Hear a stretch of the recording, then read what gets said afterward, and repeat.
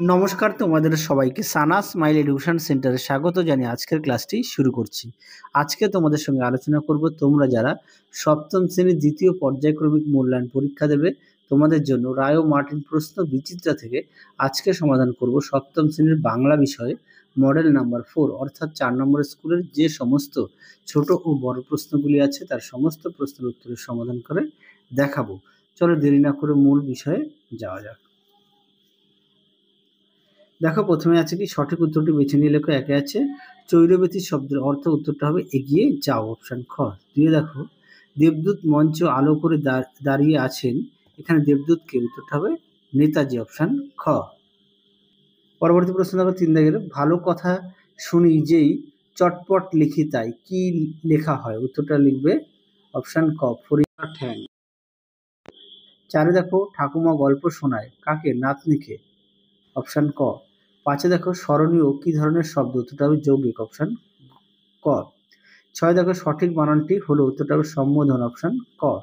7 দেখো প্রদত্ত কোন বানানটি ভুল, উত্তরটা লিখবে কিংবদন্তি, অপশন গ।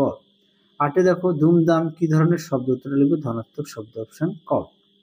9 দেখো গলায় গলায় ভাব বাক্যটিতে শব্দ দ্বৈত ব্যবহৃত হয়েছে, উত্তরটা হবে গভীর অর্থে, অপশন ক। 10 দাগের প্রশ্নের উত্তরটা হবে অপশন খ কি।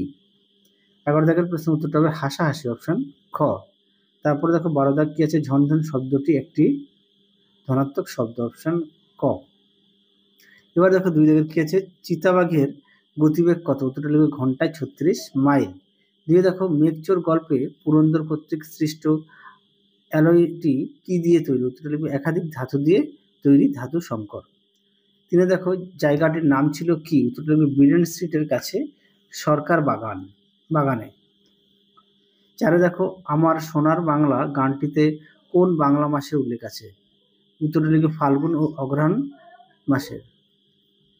পরবর্তী প্রশ্ন দেখো 5 দাগের কারা মানুষের মনে চিরস্থায়ী আসন লাভ করে, উত্তরটা লিখবে যারা মানব হৃদয়ে নিজের আসন প্রতিষ্ঠা করতে পারে।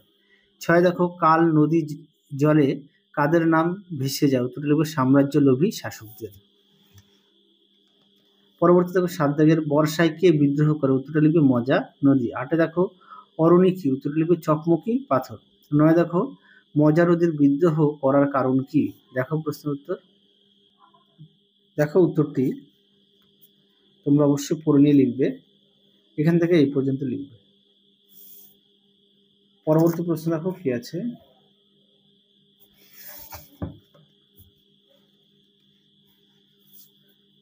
মাকুর সাথে ঘড়িওয়ালা কেমন সম্পর্ক, এটা তোমাদের মাকু বইতে 5 নম্বর পেজে পেয়ে যাবে। 11 দেখো হোটেলে সোনা ও টিয়া কি কি খেয়েছিল, উত্তরটা লিখবে রুটি আর সুরুয়া। 12 দেখে দেখো হোটেলওয়ালা কি হারিয়ে ফেলেছিল, দেখো সঙ্গের টিকিটের আধখানা হারিয়ে ফেলেছিল। 13 থেকে দেখো সোনা ও টিয়া পুতুলদের জন্য কি কি রান্না করেছিল, দেখবে কাদা দিয়ে ভাত আর হচ্ছে গাঁদা ফুলের পাতা দিয়ে মাছ। 10 দেখো মাকুকে বানাতে ঘড়িওয়ালার কতদিন সময় লেগেছিল, উত্তরটা লিখবে প্রায় 17 বছর সময় লেগেছিল। পরবর্তী দেখো কি আছে 3 দাগের, 3 দাগে মনের দৌড়ে মানুষ চ্যাম্পিয়ন কাদের কথা বলেছেন লেখক, দেখো উত্তর। দেখে নাও প্রশ্ন উত্তরটি তোমরা এখান থেকে লিখবে।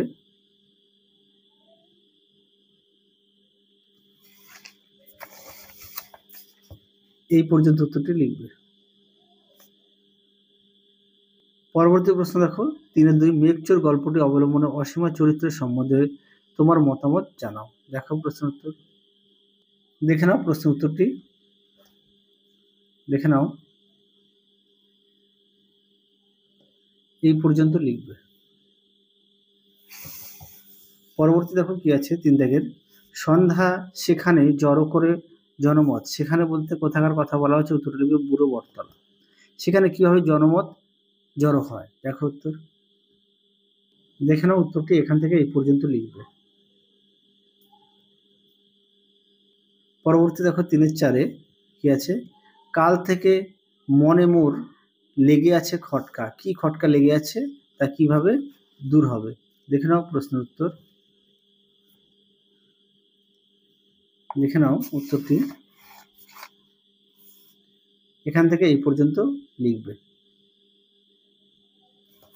পরবর্তী প্রশ্ন দেখো কি আছে, সার্কাসের লোকদের জঙ্গলে গা ঢাকা দিতে হয়েছিল কেন? দেখো উত্তর।